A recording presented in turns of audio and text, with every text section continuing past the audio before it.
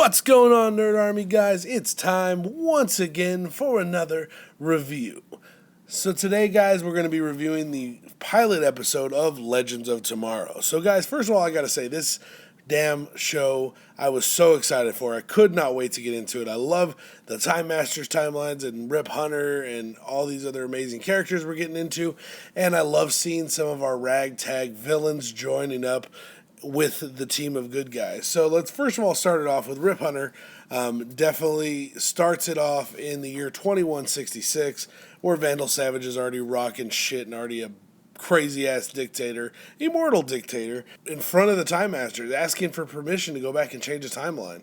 So then we see him in the past, picking up some of the guys, getting on his ship with Gideon, the Flash's computer, the one that Barry invents. Yeah, Gideon was part of his ship and helped him pilot his ship, which is fucking crazy.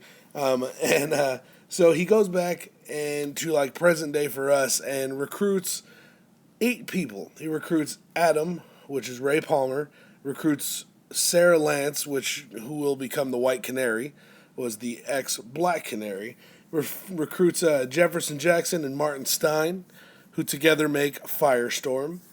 He also recruits Hawkman and Hawkgirl Kendra Saunders and Carter Hall. And then he also recruits Captain Cold, also known as Leonard Snart, and Heatwave, also known as Mick Rory. So guys, this team just seems all over the damn place. You got some ex-assassin, a couple criminals, 2 gods, essentially, a crazy-ass pair of combustible badasses that make up Firestorm, and the Atom, a super-rich billionaire. Guys, this is a great team, and when he gets them all together, he basically tells them what's up, shows them what the world looks like in the future if they refuse to help him, and just says, I'll see you in 3 days, and be at these coordinates if you guys are interested. So needless to say, we go through a montage of all of them deciding, making their decisions to show up. Everyone decides to join in except for Jefferson Jackson. So that's not okay because he is half a Firestorm. Martin Stein's an amazing, amazing physicist, but without Jefferson Jackson, he is shit. He's just an old guy to collect dust. And ultimately, what happens is he's like, okay, well, Jefferson, I totally understand. You know what? Let's just have a toast to my future and you going back to what you used to do. And so he smashes his scotch. He's all, yeah, oh my God. He passes out. So basically Stein drugs his ass, puts him in the car, and then has Mick Rory pick him up, Heatwave, grab his ass, and put him in the time machine, which is the time machine known as the Wave Rider. So this is Rip Hunter's time ship, and it's awesome inside. It's fucking huge. And it is some crazy looking technology. Even Ray Palmer is getting all giddy and techno-whizzing on it. He's like, oh my God, oh my God, oh my God. How does this ship propelled? Oh my God, what the hell's going on? So Ray Palmer is nerding out and shit, fanboying out over this shit. They go back in time to 1975, which the reason they go back then is to meet a professor named Professor Boardman, who is an expert on Vandal Savage and will know where to find him. So they ultimately get back there, and Professor Boardman is like shocked to see Kendra and Carter standing there, and he's just like, "Oh my God!" He's all, "You look the same as I saw you last time. So beautiful." And he kind of mentions to her in the life he knew her as was around World War I, and she was a Boardman, and he's like we're related, and ultimately it turns out it is Kendra and Carter's son. Is Professor Boardman. So all the shit's going down. Rip Hunter wants some information on where he could find Savage, and ultimately he's about to leave his ass there. And Kendra and Carter are fucking like, hell no, we're not leaving our son. Whether we knew about him or not, we are not leaving him. He's coming with us. And he was supposed to die. He's supposed to die in his office of natural causes or unknown causes is what they called it. So that doesn't happen. And he goes to the Wave Rider with them to get on the ship. And at this time, while all this shit was going on, the 3 amigos, which are Sarah Lance, Heatwave, and Captain Cold, all decide, she's like, am I the only one that needs a damn drink? They decide to go out to a bar, and they are out there drinking at a bar, and this guy walks up to Sarah when she goes out to dance on the dance floor in her White Canary outfit, which was given to her by Laurel in this episode, which was awesome. She deemed her the White Canary and gave her an outfit. And she's all, where's the mask? She's all, there's no mask because you have been hiding in the shadows for too long. So she's in this bar in 1975 dancing, and the two guys are just getting drunk, and I'm thinking something's going to happen between Captain Cold and White Canary. She's just giving him the fuck me eyes, and he's just like, no, trying to be a brooding little badass. And ultimately, he gives in. He's just staring at her. He's like, ugh. But she goes out. She's on the dance floor. This guy walks up and grabs her arm and turns her around. Says, why don't you and me go out to the parking lot? Thinking she's like a hooker or something. Like, what the fuck? She's like, no, sorry, you're not the kind of girl, but your girlfriend. Yeah, that's my kind right there. She started looking at her. He's all, I don't think you heard my request. And she's like, guys, I got this. And she knocks his ass back, and he comes at her with a broken bottle, and she fucks him up, starts fucking up like 3 other dudes. And then she looks back when there's like 8 guys standing in front of her, and she looks back at Snart and Rory, and she's like, okay, I may need some help. And so they throw their drinks down, they come up and start fucking people up. And Mick Rory's, I love the 70s. He's all throwing motherfuckers over the counter and shit. And that's the scene that we got from the trailer. And yeah, that was right there. It was really awesome. Even though I've heard him say it like a bunch of times seeing that trailer. But damn, it was just awesome to hear that shit happen.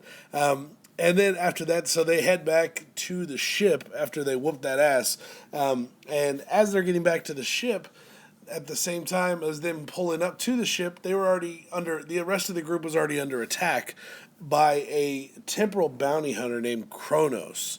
Now, Kronos was sent by the Time Masters, which ultimately, after they defeat him and they get away, it comes out that Rip Hunter really wasn't on a mission to find these 8 legendary characters or legendary people from the past and pull them together to stop Vandal Savage, because that shit never happened, and he was just making it up. And the reason he was making it up is because at the beginning of the show, we see Vandal Savage shoot some lady and then go up to the kid, and the kid spits in his face, and he shoots a kid in the face.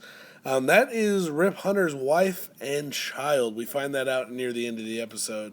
And it kind of plays out of him with their dying, dead bodies in his arms, just crying and screaming out. So there's a reason that he wanted to go back and change it, not just for humanity, but for his family. And the Time Masters didn't deem that necessary, so he basically quit his job when he stole the ship and took off through time. So they sent Kronos, this bounty hunter, after him to bring his ass home, bring his ass back to his time. So everyone's kind of pissed at first and that he lied, and it's understandable. They just got lied and tricked and told that they were, in the future, they were crazy, amazing legends, and there weren't shit. And then he actually had to tell them that they really don't amount to anything, and they're not even a blip on the radar in time. So all of them are kind of taking that a little bit hard, but then Sarah says some amazing words of encouragement. She tells them, we have the ability to change our destiny. So, I mean, we have the ability to go back and stop Vandal Savage and change all this shit. Let's just go ahead and change our destinies, basically. And tells them, like, we can write our own damn destiny. And so it kind of revitalizes the team. They all come out ready to go and shit. I mean, it was a really good little speech she gave, bringing everyone back together. And then they'd all decide, like I said, make their own destiny. So then the episode flashes to Vandal Savage stepping up during 1975 in a whole nother part of the world where I think they might be heading. He's actually standing there talking about how the Americans split the atom to finish a war, and then he goes up to this box and opens it up, and it's a fucking nuke. It is a nuclear warhead, so I'm guessing that's in his plan to nuke some motherfuckers. So, guys, this guy is a crazy sumbitch, and I cannot wait for next week to see what happens, because this show was off the chain. This show was just very well done, very well laid out. I thought it was going to be a whole lot of characters to kind of slam into one episode, but ultimately it was very, very well done, and I am so impressed by how they did this one, guys. Great episode for a pilot. I cannot wait for the rest of the season, guys. And let me know what you guys thought. If you've seen it, let me know what you guys thought about the episode. What was your favorite part? What was your least favorite part? Let me know down in the comments down below, guys. And as always, if you like this video, make sure to rate it with that big thumbs up, guys. And make sure you subscribe to keep up with me, and tune in for next week for my review for next week's episode, guys. But thank you very much for tuning in. I'm Andrew, and you have been watching Nerds Memorized. Peace out. If you like the video you just saw, make sure you rate it with that big thumbs up. Make sure you subscribe so you can check out all the other nerdy videos we have just like this one. Also check out my Patreon account and become a patron if you like for access to exclusive content.